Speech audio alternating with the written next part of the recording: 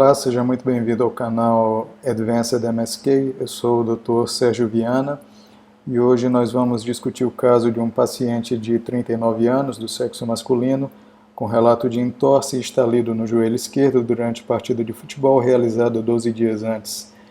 Foi encaminhado para a ressonância magnética com suspeita de lesão meniscal. O que nós vemos aqui em cortes coronais e sagitais ponderados em DP-FET7 é a presença de uma ruptura meniscal e a formação de um fragmento que se estende do corno anterior ao corno posterior e migrado para a incisura intercondiliana. No plano sagital nós conseguimos ver a ruptura meniscal e conseguimos ver o fragmento meniscal na incisura intercondiliana. O diagnóstico, em princípio, seria de uma ruptura em alça de balde.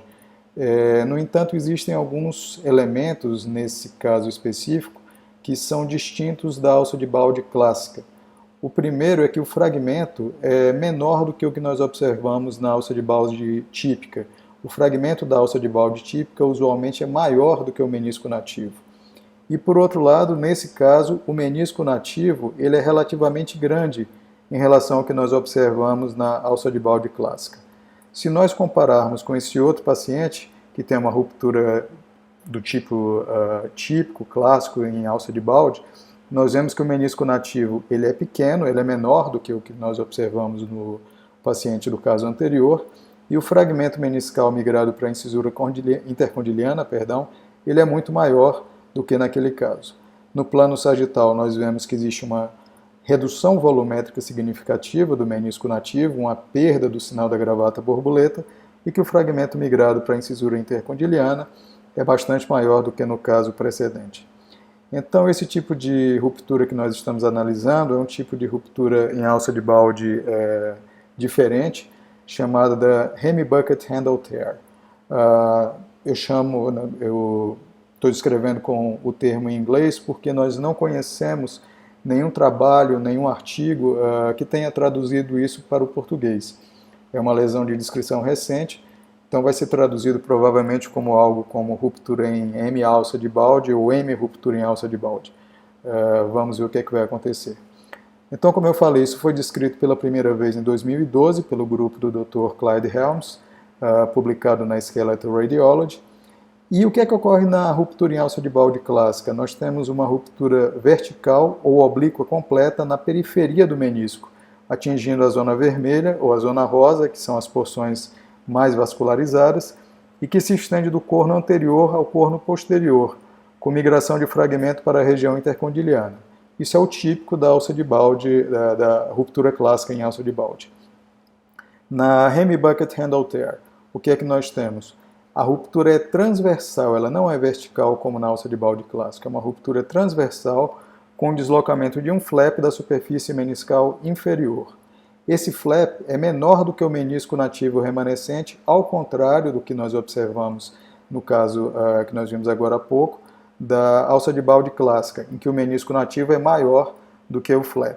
Então, exatamente por isso, é menos comum que você tenha perda do sinal da gravata borboleta nos cortes sagitais ou aspecto truncado da borda livre nos cortes coronais, exatamente porque o menisco nativo remanescente ainda tem um tamanho razoável.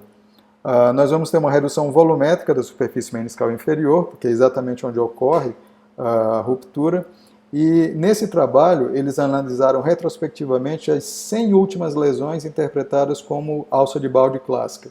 E dessas 100 lesões, 10, que correspondem a 10%, logicamente, foram reclassificadas como Hemi-Bucket Handle Tear. Então não é uma lesão rara, não é um tipo de lesão incomum, é uma lesão, na verdade, subdiagnosticada. Na casuística desses autores, todos os pacientes tinham lesão do menisco medial e, na maioria dos casos, a superfície superior do menisco estava intacta, o que tem implicação na artroscopia, como nós vamos ver daqui a pouco. Essa é a referência do artigo, para quem quiser ler, para quem tiver interesse. E essa imagem foi tirada do artigo porque ela ilustra de um modo bastante didático o que é que ocorre. Você vai ter uma ruptura da porção inferior, do undersurface, como ele chama, da superfície inferior do menisco, normalmente acometendo a zona branca, e com migração de um fragmento que é bem menor do que o fragmento clássico da alça de Balde. Na imagem da ressonância magnética nós vemos exatamente o que tem no desenho, não é uma ruptura vertical, é uma ruptura transversal e o fragmento migrado é bem menor. Da mesma forma que eles, eu fui reanalisar também os casos que eu tinha diagnosticado como alça de Balde, e nesse caso de 2004, 8 anos antes da descrição, eu descrevi isso como alça de Balde, mas na verdade é um Hemi Bucket Handle Tear. Se vocês compararem, é muito parecido com esse caso do artigo, o fragmento é pequeno, como no fragmento do artigo, existe uma irregularidade dos contornos da superfície meniscal inferior, que é onde se origina o fragmento, e o menisco nativo remanescente tem um tamanho razoável, é bem maior do que o da alça de Balde clássica. Esse outro esquema também foi tirado do artigo, ele compara o que o artroscopista vê na lesão em alça de Balde típica e no Hemi Bucket Handle Tear. Aqui à direita nós temos a lesão em alça de Balde típica, em que nós vemos que o fragmento migrado ele é grande, o menisco nativo ele é pequeno, existe um defeito meniscal grande que faz com que seja fácil para o artroscopista diagnosticar a lesão. Ao contrário, no Hemi Bucket Handle Tear, a lesão é menor, ele aqui deixou sombreado onde ocorre a lesão, é na superfície inferior do menisco e na maior parte dos casos não existe comprometimento da superfície superior. Então, quando o artroscopista entra, a superfície superior do menisco parece normal e pode levar a que o diagnóstico da lesão meniscal seja perdido à artroscopia se você não fizer uma descrição detalhada. Isso é só uma perfumaria, é só alguma coisa que você vai descrever de modo diferente para ficar bonitinho o seu laudo, ou tem alguma implicação terapêutica? Sim, tem implicação cirúrgica. As lesões horizontais têm um prognóstico pior do que o das lesões verticais, porque a vascularização da zona branca é mais deficiente e os artroscopistas tendem a fazer mais menissectomia do que reparo nesses pacientes. Os fragmentos são menores e as lesões são na superfície inferior do menisco, como nós falamos. A superfície superior, na maior parte das vezes, está intacta. E isso pode tornar difícil a visualização na artroscopia se não houver uma descrição adequada, uma descrição detalhada. Então tem implicação para o planejamento cirúrgico, para o prognóstico, para o tempo de recuperação, para o risco de insucesso cirúrgico, com uma maior possibilidade de reoperação, e uma maior propensão a desenvolvimento de artrose precoce, já que existe uma maior tendência à realização de menissectomia do que de reparo. Então, para terminar, só para rever as imagens, são mais imagens do que eu mostrei inicialmente, nós vemos que o fragmento realmente é bem pequeno, bem menor do que o fragmento da alça de Balde típica, se estende do corno anterior ao corno posterior, e o defeito, na verdade, está localizado na superfície inferior do menisco, é uma ruptura transversal e não uma ruptura vertical, como na alça de Balde clássica. Nos cortes sagitais, nós não temos a perda do sinal da gravata borboleta, a gente consegue ver a ruptura meniscal, mas o fragmento é só um fiapo, é muito menor do que o fragmento da alça de Balde típica. Então, o que é que nós temos que levar para casa dessa aula, dessa discussão de caso? As rupturas do tipo Hemi Bucket Handle Tear derivam de lesões predominantemente transversais e não das verticais, como na alça de Balde típica.